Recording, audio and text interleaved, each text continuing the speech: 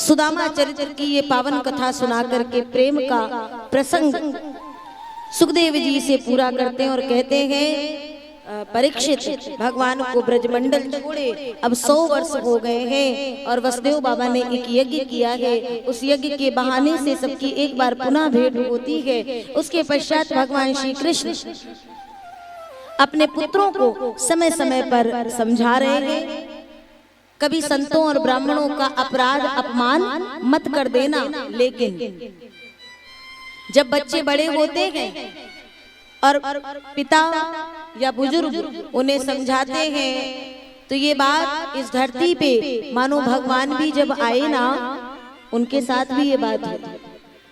तो बच्चों ने कहा पिताजी को बुढ़ापा आया दिखे, इसलिए ये इतना ये ज्ञान दे रहे हैं। कन्हैया ने देखा तो कहते कोई बात नहीं, जब ऐसी स्थिति आएगी तो अपने आप समझ जाओगे। बहुत संतों का आगमन हुआ, जब संतों और ब्राह्मणों का आगमन हुआ यज्ञ करने के लिए आए हैं। बच्चों ने सुना तो कहते पिताजी बहुत बड़ाई करते हैं, जरा देखें इन संतों में ऐसी कौन सी बात है कि ऐसा कौन सा ज्ञान है। तो कृष्ण पुत्र सांब को साड़ी पहना दी और ले गए, बोले ये गर्भवती है बहू, इन्हें बताइए इन्हें प्राप्ति होगी या पुत्री की। तो संतों ने देखा ये बहू है कौन, तो ध्यान धर करके देखे तो ये तो कोई बहू नहीं है, ये तो कृष्ण पुत्र सांब को साड़ी पहना करके ये बालक यहाँ लाए हैं, मतलब संतों की परीक्षा करने आए हैं। क्रोध में आके कह दिए, श्राप दे दिए, जाओ जब तुम वस्त्र को खोलोगे तो ना पुत्र ना पुत्री, एक लोहे का मूसल उत्पन्न होगा जो इस यदुवंश के विनाश का कारण बनेगा। बच्चों ने जाकर के उग्रसेन जी से कहा तो उग्रसेन जी ने कहा कोई बात नहीं, ये तो श्राप और वरदान चलता ही रहता है। लोहे के मूसल को पिसवा करके और समुद्र में डलवा दिए। धीरे धीरे यदुवंशियों की बुद्धि विकृत होने लगी, आपस में सब लड़ने झगड़ने लगे और भगवान को देवता प्रार्थना करने लगे, प्रभु अब तो लीला हो गई ना, तो प्रभु अब लौट आइए। भगवान ने कहा बस थोड़ा सा समय और है। जब लड़ते युद्ध प्रारंभ हुआ और युद्ध में यदुवंशी आपस में लड़ने लगे, झगड़ने लगे और ऐसा युद्ध कर रहे कि करते करते कृष्ण सामने आए ना तो मति ऐसी भ्रमित हो गई कि कृष्ण पे भी प्रहार करने के लिए आगे बढ़ गए। बाद में श्री कृष्ण एक ऊंचे टीले पर जाकर के बैठे और वहां पे कहते हैं एक बहेलिया ने बाण मारा जो कृष्ण के पांव में लगा। अर्जुन जी आते हैं और कहते मेरे रहते हुए मैं गांडीवधारी अर्जुन, मेरे रहते हुए कृष्ण को कोई इतनी पीड़ा दे दे, ऐसा तो मैं होने नहीं दूंगा। प्रभु उसका नाम बताइए, अभी प्राणांत कर देता हूँ। भगवान ने कहा अर्जुन मन ही मन कहते हैं बड़ा अभिमान है, तू गांडीवधारी है ना, तो चल भगवान इस अभिमान को भी दूर कर देते हैं। कैसे? युद्ध हो रहा है, युद्ध में घमासान युद्ध चल रहा है, अस्त्र चल रहे हैं। एक काम कर अर्जुन, मेरे कुछ यदुवंशियों को रथ में बिठा करके वृंदावन छोड़ा। अर्जुन वही था जिसे महाभारत के युद्ध में कोई हरा नहीं पाया। कोई महाभारत के युद्ध में हरा नहीं पाया, लेकिन आज अर्जुन के पास में कृष्ण का वरद हस्त कुछ पल के लिए हटा और जब लेकर के चले यदुवंशियों को तो कोल भिल मार्ग में आए और क्या हुआ? समय हो तो बलवान है मानुष नहीं बलवान, भिल्ले ने लूटी गोपी का वही अर्जुन वही बाण। अर्जुन वही बाण वही है, लेकिन कृष्ण का वरद हस्त नहीं है। इस लीला से कृष्ण बता दिए तुम कितने भी सामर्थ्यवान क्यों ना हो जाना, लेकिन अगर भगवत कृपा नहीं होगी तो तुम्हारा सामर्थ्य भी काम नहीं करेगा,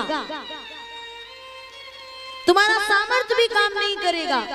भगवान ने उद्धव को उस समय ब्रह्म ज्ञान दिया और फिर समस्त सचराचर उन प्रेमियों को प्रणाम किया। मन से अंतर की गति से वृंदावन पहुंचे, वृंदावन की भूमि को प्रणाम किया कि मैं इस पृथ्वी पर आया, जो प्रेम मुझे ब्रज से मिला वो जन्मांतर में कहीं और से मिल नहीं सकता है। इसलिए मैं इस रूप में तो चला जाऊंगा, लेकिन शीघ्र ही मैं इस वृंदावन में प्रकट होकर के आऊंगा और वृंदावन को छोड़ करके कहीं नहीं जाऊंगा।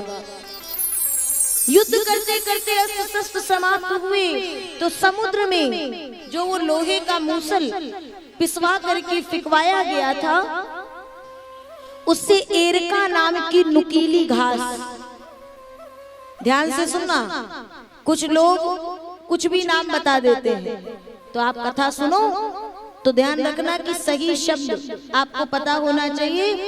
एरका नाम की नुकीली घास उत्पन्न हुई और वही उखाड़ उखाड़ करके एक दूसरे पर प्रहार करने लगे। भगवान आज सबके पास अब कोई नहीं है, भगवान अकेले टीले पर बैठे हैं। दारुक नाम का सारथी जिसने जीवन पर्यंत कृष्ण का रथ चलाया वो भी आया, भगवान से कहा प्रभु मेरे लिए क्या आदेश है, तू अभी वृंदावन चला जा, कुछ हमारे भक्तों को वहां छोड़ा और फिर मैं शीघ्र तुझे अपने धाम में बुला लूंगा। इसके पश्चात भगवान सबको प्रणाम करते हुए श्री कृष्ण का वह कृष्ण स्वरूप धीरे धीरे आकाश की ओर उठने लगा। देवतागण पुष्प वृष्टि के द्वारा भगवान का स्वागत करते हैं और भगवान जैसे ही गए पूरी की पूरी धरती, पूरी की पूरी पृथ्वी उस समय सूनी हो गई। सुखदेव जी ने कथा सुनाई है, 7 दिन की ये कथा यहाँ पूर्ण हुई है। परीक्षित, श्रापानुसार तक्षक आएगा, अब क्या स्थिति होगी? बोले तक्षक शरीर को डसेगा गुरुदेव, मेरी आत्मा तो कब की कृष्ण परमात्मा में विलीन हो चुकी है।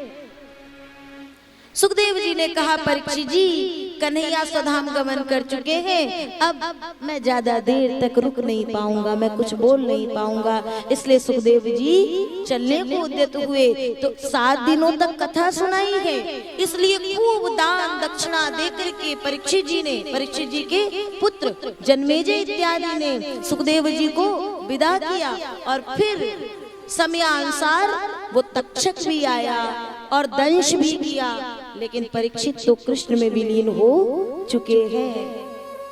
नैमिषारण्य क्षेत्र में सौनक आदि 88,000 ऋषि को कथा सुनाते हुए श्री सूत जी महाराज यहाँ कथा को विराम कर रहे हैं और इस संपूर्ण कथा का सार मेरे साथ में आप सभी जिन्होंने इस कथा को 7 दिन तक सुना, अनुमोदन किया, सुना और गुना, वो दोनों ही इस कथा के सार का एक विराम का श्लोक मेरे साथ में सभी बोलिएगा। नाम संकीर्तनम यस्य, नाम संकीर्तनम यस्य, सभी बोलिएगा भगवान से, नाम संकीर्तनम यस्य, नाम संकीर्तनम यस्य, सर्व पाप प्रणाशनम, सर्व पाप प्रणाशनम, प्रणामो दुख समनस्तम, प्रणामो दुख समनस्तम, नमामि हरिं परम, नमामि हरिं परम। इस संपूर्ण कथा का जो सार है वो केवल इतना है, नाम संकीर्तनम यस्य सर्व पाप प्रणाशनम, प्रणामो दुख समनस्तम, नमामि हरिं परम। ऐसे श्री हरि श्री कृष्ण को हम बारंबार प्रणाम निवेदित करते हैं, जिनके नाम का कीर्तन समस्त पापों और समस्त क्लेशों का नाश कर देता है। और प्रण करिए ठाकुर से कि ठाकुर अब हमारे जीवन में ये आपका नाम हमसे दूर ना हो, और तू टेढ़ी टांग वाला हमसे कभी रूठे ना। बस इतनी कृपा बनाए रखना।